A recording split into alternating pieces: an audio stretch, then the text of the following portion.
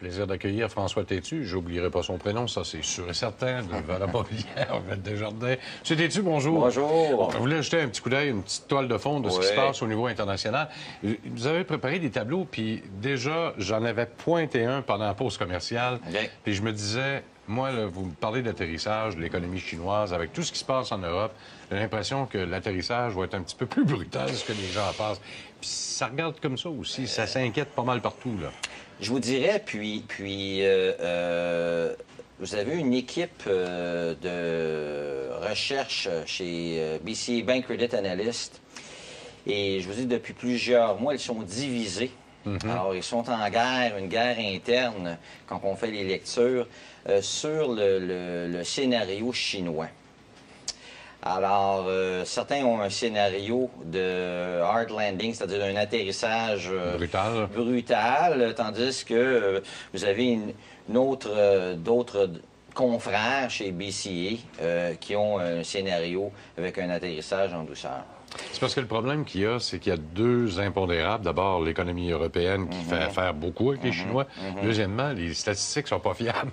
Effectivement. Fait que là, tu mets ça ensemble. Effectivement. Ce qu'on a remarqué dans les nonobstant BCA, c'est que les exportations chinoises sont en forte contraction depuis les 2 à 3 derniers mois.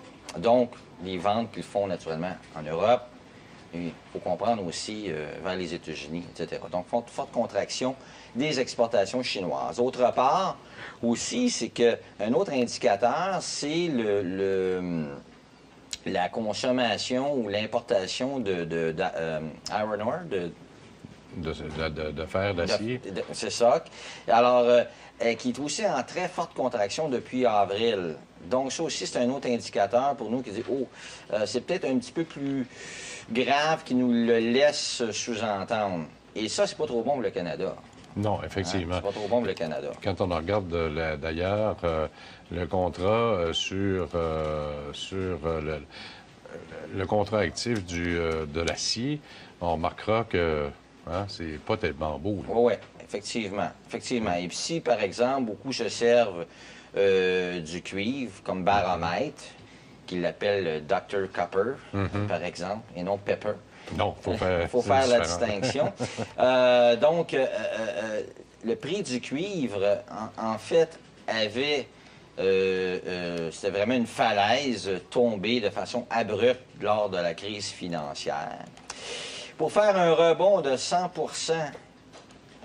à partir du début de 2009, et depuis le début de 2010, c'est-à-dire 2010, 2011 et jusqu'à maintenant, le prix du cuivre n'a pas vraiment de direction. Et je vous dirais que c'est peut-être un indicateur précurseur qui nous dit peut-être que là, on s'en va vraiment vers peut-être un certain ralentissement. On n'a pas une activité économique trop forte. On n'a pas vraiment de direction au niveau du prix du cuivre. Est-ce que ça peut monter, baisser? Si on l'ignore.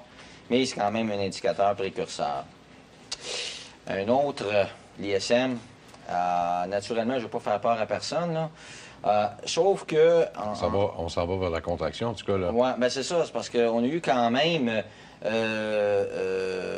au cours des derniers trimestres, des statistiques économiques. Ça semblait... On semblait avoir une reprise qui était quand même engagée du côté américain et non du côté européen. Et là, on est à côté, on est là, on dit, ça ne veut pas dire qu'on s'en va en récession. Parce qu'il faut comprendre que la courbe des taux d'intérêt, en fait, les taux d'intérêt sont... On veut stimuler la croissance, sont à un niveau nul. Donc, mais quand même, c'est un indicateur de faiblesse au niveau de la reprise ou au niveau de l'économie. Mais on l'a vu par contre dans les années 80 ou même 90, quand l'ISM a atteint ces niveaux-là, ça ne veut pas dire nécessairement qu'on est tombé en récession, sauf que là, vraiment, on a une faiblesse au niveau de l'économie. Bon, on a parlé du cuivre il y a quelques minutes. Moi, j'avais montré le contrat actif. C'est la même chose, là, qu'on pourrait peut-être remonter, mais on le remonte sur 5 ans, alors qu'on avait atteint notre creux au cours de l'année, dès le début de l'année 2009, avant que ça se mette à remonter. Mais là, force est d'admettre que là, on est dans une phase baissière. On est dans une phase baissière, effectivement. Une phase baissière. Et puis, bon, en fait, là, si on regarde une kyriade de plusieurs statistiques, Je vous dirais là, que, bon, on est peut-être dans une période de consolidation. La reprise n'est pas nécessairement très forte. Oui, effectivement. Et là, on revient presque au niveau du début de février 2008.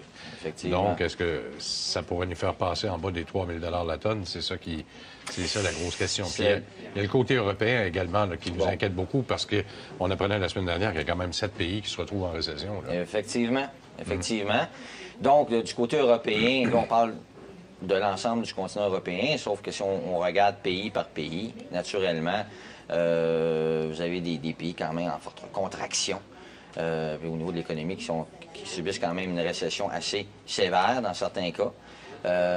Et puis, quand même, si on regarde en termes d'investissement, parce que par le passé, dans mes présences ici, je parlais du marché boursier européen, que certains indices touchaient à des niveaux d'il y a 15 ans, par exemple, 16 ans, qu'on était peut-être en situation de rebond, sauf que dans un contexte de reprise économique ou de récession, il n'y a pas vraiment de croissance, donc il faut vraiment être prudent. Je l'avais dit d'ailleurs. Oui, effectivement. Et on remarque également que les voisins américains s'en vont pas dans le bon sens. 2012 avait bien commencé, on était à 3 très bon départ, bon départ. Et puis, en fin de compte, notre pondération en termes d'actions dans nos portefeuilles, on était axé sur le marché américain. Mais présentement, on voit vraiment là, que, mis à part l'ISM, on a une contraction de ce côté-là. Donc, la reprise, ça se fait attendre. Oui, effectivement. On remarque que ça ralentit au lieu de croître. Effectivement. Le marché, il n'a pas l'air à croire à ça, par exemple, cet été. On est parti en peur. Rallye, sauf que je vous dirais que peut-être que là, on va atteindre... parce que, bon, l'adage « sell in May and go away ». Oui, ça n'a pas marché. Ça n'a pas fonctionné cette année, parce que, bon, on a eu quand même un rallye intéressant. Puis il y a certains titres qui ont été des leaders, là, quand Mme Rivard, tout à l'heure, parlait d'Apple, par exemple, qui a quand même entraîné dans son sillon tous des titres dans le Nasdaq, par exemple, l'indice des technologies. On est peut-être dû d'ouvrir une J'aimerais qu'on regarde un peu le portefeuille, comment on le surpondère, qu'est-ce qu'il faut surveiller, y a-t-il des rebonds quelque part? Là, vous voyez, vous parlez du secteur immobilier, des real estate également, ou des technos, et les titres revenus que vous aimez beaucoup. En fait, les deux secteurs les plus performants, si on regarde depuis l'automne 2010, ont été les secteurs de l'immobilier américain, mais il faut comprendre que là, on tombait d'une falaise, on était vraiment dans un bas. Alors, on a un revirement de ce côté-là. Autant au niveau des constructeurs, les REIT, ça nous versait quand même un dividende intéressant. Donc, il y avait les REIT US. Bon, actuellement, les technos ont eu quand même une très belle progression.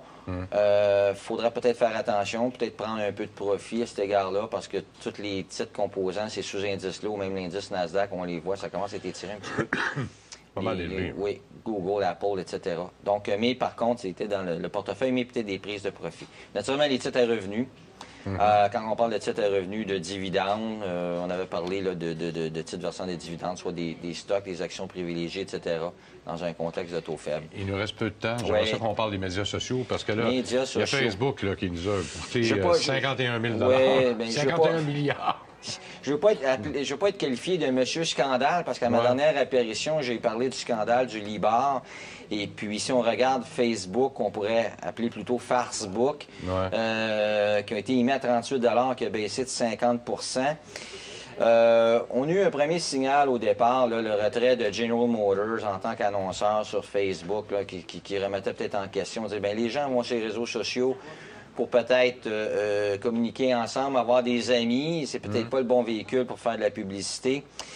Une vente d'initiés que je qualifierais, là, qui est douteuse. Bien douteuse. C'était pas illégal, mais je dirais c'est scandaleux parce que, bon, il faut comprendre qu'on a fait la promotion de Facebook, les grandes maisons de courtage américaines, et là, le type encaisse 400 millions. Je trouve que là, wow, faut pas charrier. Un des premiers investisseurs, sinon le premier, M. Leiter, qui a décidé, lui, de dire, regarde, moi, je 400 millions de dollars. Ouais. Ouch. Oui, ça fait mal. Oui. Merci beaucoup. Ça fait plaisir. On revient dans un instant tout de suite.